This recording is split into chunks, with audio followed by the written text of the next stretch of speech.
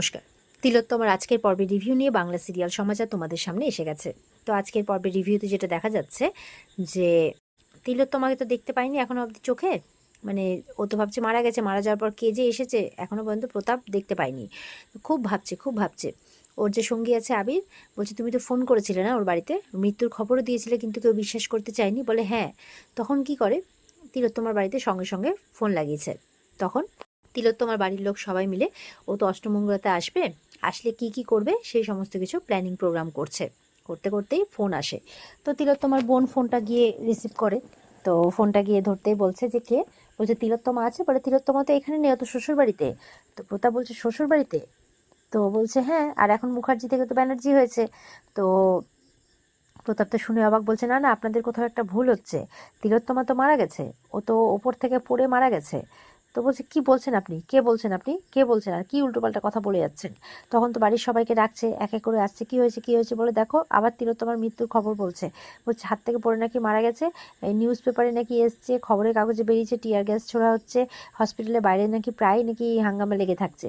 তো এক এক করে তখন ওর মা, তারপরে ঠাম্মি সবাই আসে, সবাই তো ব্যাপারটা শুনে খুব অবাক হয়ে যায়। ওর মা তখন বলছে দে ফোনটা, দে আমাকে। ফোন তুলে বলছে এই কে কে, হ্যাঁ ওই বিয়ের বিদায়ের দিন ওর একটা উড়ো খবর এসেছিলো এরকমভাবে, কি উল্টোপাল্টা শুরু করেছেন আপনি।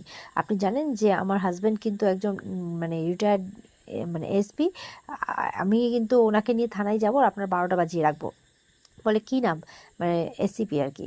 তো কি নাম, তো নামটা বলতে যাচ্ছে। তো বলছে দেখুন আপনি কিন্তু একদম উল্টোপাল্টা কথা বলবেন না আমার মেয়ের সম্পর্কে, হ্যাঁ, নাহলে কিন্তু আমি বুঝিয়ে দেবো। তো এই বলে প্রতাপ কিন্তু ফোনটা রেখে দেয়। তো হ্যালো হ্যালো করতে থাকে। ঠাম্মি বলছে কি হয়েছে কি হয়েছে, বলে দেখো দেখো দেখো না এরকম কথাবার্তা বলছে। ঠাম্মিও শুনে অবাক হয়ে যায়, যথারীতি এরকম একটা খবর শুনে সবার চোখে জল এসে যায়। এবার তো তিলোত্তমার কাকিমা এসছে, এসে বলছে যে দিদি একটু বলো না কত কিলো মাংস নিতে হবে, মাংসের দোকানে দাদা দাঁড়িয়ে আছে তো জিজ্ঞাসা করছে। তখন এসে দেখছে যে ওদের সবার মুখ চোখের অবস্থা এরকম। বলে কি হয়েছে কি হয়েছে, ঠাম্মি বলছে এরকমভাবে তিলোত্তমার মৃত্যুর আবার একটা উড়ো ফোন এসছে। শুনে তো যথারীতি অবাক হয়ে যায়। ওদিকে প্রতাপ অবাক হয়ে যায় যে ব্যাপারটা হচ্ছে কি। এবার প্রতাপের কাছে সেই খগেন আসে, খগেন অফিসার। তো এসে বলছে যে বাইরে একবার যান, সব উত্তর পেয়ে যাবেন, প্রচুর লোক ভিড় করেছে, সবাই রেগে আছে যেন হসপিটালের ইট খুলে নেবে আর ভেতরে ঢুকে আমাদের সবকে মারবে। তো অনেক কোনো ক্রমে ঠেকিয়ে রেখেছি, জানি না কতক্ষণ ঠেকিয়ে রাখতে পারবো। তো বলছে যে মরে গেছে তিলোত্তমা তার পেছনে কেন পড়ে আছেন, তাকে সে মরে গেছে, মরতে দিন না। তো বলছে যে সে যদি মরে গিয়ে থাকে তাহলে চিন্টুকে মারলো কে। তো খগেন বলছে আপনি কি মানসিক ভারসাম্য হারাচ্ছেন নাকি। বলে একদম ফালতু কথা বলবেন না, এটা মনে রাখবেন যা খায় ভাগ বাটোয়ারা করে খায়, হ্যাঁ, আর আমি একা ফাঁসবো না, ফাঁসলে আপনাদের সবাইকে নিয়ে ফাঁসবো, এইভাবে বলছে। তো কথা বলতে বলতে দেখছে বাইরে ওই সেই লাশ যে নিজেকে বলে আর কি, সে দাঁড়িয়ে আছে। বলে কি আবার কে কে, বেরিয়ে বলছে এক থাপ্পড় মারে, তুই কথা শুনছিলি এখানে, আড়ি পাচ্ছিলি। বলে স্যার আপনার যে পেশেন্টটা মরে গেছে, আর হার্ট ফেলিওর, বুকের যেখানে পেসমেকার বসানো থাকে সেখানে পেসমেকারটা নেই। তো মারবেন না স্যার, গরিবের ছেলে তো। একটা কথা বলছি, বাইরে কিন্তু লোক তেতে আছে, হ্যাঁ, একটু ধান্দাটা বন্ধ রাখুন। মানে পেসমেকারটা বসিয়ে হয়তো লোকটা বেঁচেছিলেন, তো পেসমেকারটা সরিয়ে নিয়েছে, বিক্রি ভাট্টা করে দেবে, টাকা কামাবে, কাটমানি যাকে বলে, আর লোকটাকে মেরে দিয়েছে, এরকম ব্যাপার। তো ছেলেটা তো চলে যায়। আর এদিকে খগেন এসছে যে মাথাটা একটু ঠান্ডা রাখুন, কি করছেন। এদিকে ওদের কথা আড়াল থেকে শুনছে সেই ওয়ার্ড বয়, আর বলছে র্যাকেট তো ধরা পড়বেই, হ্যাঁ, অবশ্যই পড়বে, দুদিন বাদেই খবর পাবেন। ওই সুদীপ মানে আরও যে 3টে ছেলে আছে, ওই ছেলে 3টের মধ্যে একটা মরবে। চিন্টু তো মরেছে, কারণ সব কটা মিলে পাশবিক অত্যাচার করেছে না, মেরেছে না ম্যাডাম ডাক্তার দিদিকে, এর বিচার হবেই, বিচার হবেই। তাই বলছে আপনি সবার মুখ বন্ধ করে রেখেছেন, কিন্তু একদিন এক এক করে সবার মুখ খুলবে, সেদিন আপনার অবস্থা খারাপ হবে, আপনার মুখ বন্ধ হবে, এভাবে বলছে আর কি। এদিকে সোমদত্তা আবিরের সাথে কথা বলছে। পুরো দমে সোমদত্তা তমসাকে সন্দেহ করে ফেলেছে। ও পরপর ঘটনা মিলিয়ে দেখছে। এই যে শাড়িটা হাতে নিয়ে আছে, শাড়িতে যে ব্লাড, ও যে বলছে যে সেফটি পিনের আঘাতে কেটে গেছিল, সত্যিই কি সেফটি পিনের আঘাতে কেটে গেছিল, এটা মানে মানে কেমন যেন আমার অদ্ভুত লাগছে ওর আচরণগুলো। আবির বলছে কি বলতে চাইছো, বলছে বিয়ের সময় থেকে ভেবে দেখ ব্যাপারগুলো, লগ্ন বয়ে গিয়েছিল, তারপর ও ফিরে এসছে, ফিরে এসে লগ্ন ছাড়া বিয়ে হয়েছে, মানে শাস্ত্রসম্মত নয় বিয়েটা। এরপরে বিয়ের পর একের পর এক সেই চিংড়ি মাছ খাওয়া, মনে আছে, চিংড়ি মাছটা খাচ্ছিল, ওর নাকি এত অ্যালার্জি, ওর নাকি ওকে হসপিটালাইজড হতে হয় যেখানে সেখানে, আমাদের অনুরোধে লক্ষ্মী বউয়ের মতো খেয়ে ফেললো। দেখে তো মনে হয় না কিছু তো একটা ব্যাপার আছে, কারণ তখন ওর কাছে একটা টেক্সট এসেছিল ঠিক তারপরেই কিন্তু অসুস্থ হয়ে পড়ে। তখন ওখানে জিন্দা আসে, জিন্দাকে বলছে, তোর মোবাইলে ভিডিওটা আছে না, দেখাতো দেখাতো। তখন ভিডিওটাকে কিন্তু খুব ভালো করে ওরা লক্ষ্য করছে যে একদম ঠিক ঠিক যখন টেক্সটটা এলো তারপরে অসুস্থ হয়ে গেল। তার আগে কিন্তু দিব্যি সুস্থ ছিল, দিব্যি চিংড়ি মাছটা খেয়ে যাচ্ছিল। তো এটা কী করে হতে পারে? এটা হলো। তারপরে সেদিন বাগানে ছিল রাত্রিবেলা, আর ও নাকি বৃষ্টিতে ভিজেছিল। বৃষ্টিতে ভিজেছে, শাড়ি ভেজেনি, চুল ভিজেছে। তো সেই দিন তার মানে ঘরে ছিল না, বাইরে ছিল। তো বাইরে বাগানেই ছিল তো না অন্য কোথাও ছিল? এই সব কিছু কিন্তু বলছে ঘটনাগুলো দেখে আমার ঠিক লাগছে না। ওর মা ঠিকই বলেছিল চিংড়ি মাছে অ্যালার্জি, কিন্তু এখানে ব্যাপারটা অন্য ঘটছে। তো কী ঘটছে আমার না কোনো ব্যাপার ঠিকঠাক লাগছে না।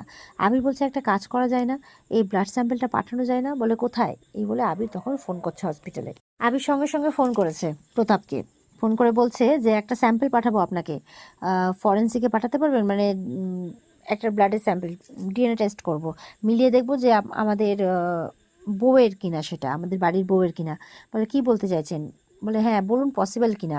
তো যখন মানে প্রশ্ন করছে আর কি ডক্টর প্রতাপ এইটার ব্যাপারে, বলছে আপনাকে সব বলবো, আমি জানি আপনার মনে অনেক প্রশ্ন জমে আছে, আমাদের মনে অনেক প্রশ্ন জমে আছে, সব উত্তর পাবেন। তো সম্ভব কি? তখন ওখানে খগেন আছে অফিসার, বলছে তাকে বলছে, তাকে বলে এটা করা সম্ভব? তাই বলছে ঠিক আছে হয়ে যাবে।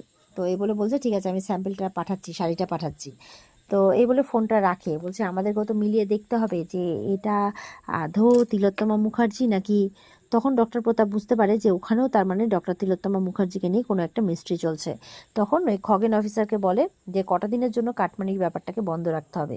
বলে কেন, কোনো সমস্যা? বলছে মনে হচ্ছে অনেক বড় সমস্যা। এদিকে আলেখ্য এসছে ঘরে, তো বলছে কাকিমণি কী ব্যাপার, কী হচ্ছে? হাতে শাড়ি নিয়ে কী করছো? বলে আলেখ্য একটা কাজ করিস তো, তুই আর তিলোত্তমার স্বামী স্ত্রী তো, বড় বউ তো, তো তুই দেখিস তোর ঘাড়ের কাছে কোনো ক্ষতচিহ্ন আছে কিনা, আঘাতের চিহ্ন, রক্তপাত হয়েছে কিনা। তো বলছে কেন? বলে যেটা বললাম সেটা করিস। বলে মা খুব রাগ করবে আমাদের বাড়িতে এসব। বলে বললাম তো যেটা বললাম সেটা করবি, চুপচাপ। এই বলে ওরা চলে যায় ঘর থেকে। তখন আলেখ্য নিজে নিজেই বলছে যে আমার পক্ষে এটা কোনো মতেই করা সম্ভব নয়, কোনো মতেই নয়, আর এমনটা আমি করতে পারবো না। কিন্তু ফ্লাওয়ার ভাসটার দিকে তাকিয়ে বলছে কিন্তু এই মানে ফ্লাওয়ার ভাসটা ঘিরে কোনো একটা রহস্য আছে। তার কারণ এটা জায়গা বদল হলো কিভাবে? খুব দেখছে, ফ্লাওয়ারগুলো সরিয়ে দেখছে ভাসটার ভেতর কিছু আছে কিনা, কিন্তু কিছু পাচ্ছে না। তখন তিলোত্তমা আসে ঘরে, মানে তমসা। এদিকে দেখা যাচ্ছে যে হসপিটালের বাইরে তিলোত্তমার বিচার চাই বলে কিন্তু ভীষণভাবে চিৎকার চেঁচামেচি হচ্ছে লোকদের। তারা কিন্তু জোর জবরদস্তি ভেতরে ঢুকে যাচ্ছে, আর তখন পুলিশ লাঠিচার্জ করছে বাধ্য হয়ে। আর সেই সব খবর প্রতাপের কাছে যাচ্ছে। ওদিকে প্রতাপ যাদের কাছে কাটমানি খায় তারা তো তাদের ব্যবসা চালিয়ে যাবে বলছে, প্রতাপ বারণ করছে তাও শুনছে না, তাই সে চিন্তায় পড়ে গেছে। আর এদিকে তার কাছে খবর যাচ্ছে যে এরকমভাবে বাইরে কিন্তু বিচার চাই হচ্ছে, তো কিছু একটা করুন। তখন বলছে খগেন অফিসারকে খবর দিন। এই চলছে আর কি। আর এমনটা হতে হতেই কিন্তু আজকে এখানেই মানে আজকের মতো এখানেই পর্ব শেষ হয়ে যায়। পরের দিন যেটা আমরা দেখতে পাবো সেটা হচ্ছে যে সেই শাড়ি পৌঁছবে ঠিকই নার্সিংহোম পর্যন্ত, কিন্তু সেই ওয়ার্ড বয় সেই শাড়িটাকে চেঞ্জ করে দেবে আরেকটা হলুদ শাড়ির সাথে। এমনটাই দেখতে চলেছে আগামীকালকে রিভিউতে। তো আরও অনেক টুইস্ট হবে, সেসব আপনারা আগামীকালকে রিভিউতেই শুনতে পাবেন আর কি, জানতে পারবেন। আজকের মতো এই পর্যন্তই। ভালো লেগে থাকলে লাইক কমেন্টে জানাবেন, আমাদের সাথে জুড়ে থাকতে চ্যানেলকে সাবস্ক্রাইব করবে। দেখা হচ্ছে তোমাদের সাথে আগামীকালকে। সবাই খুব ভালো থাকবে। আজকের মতো পর্বের রিভিউ এই পর্যন্ত। বিস্তারিত দেখতে অবশ্যই স্টার জলসার পর্দায় চোখ রাখবে। টাটা।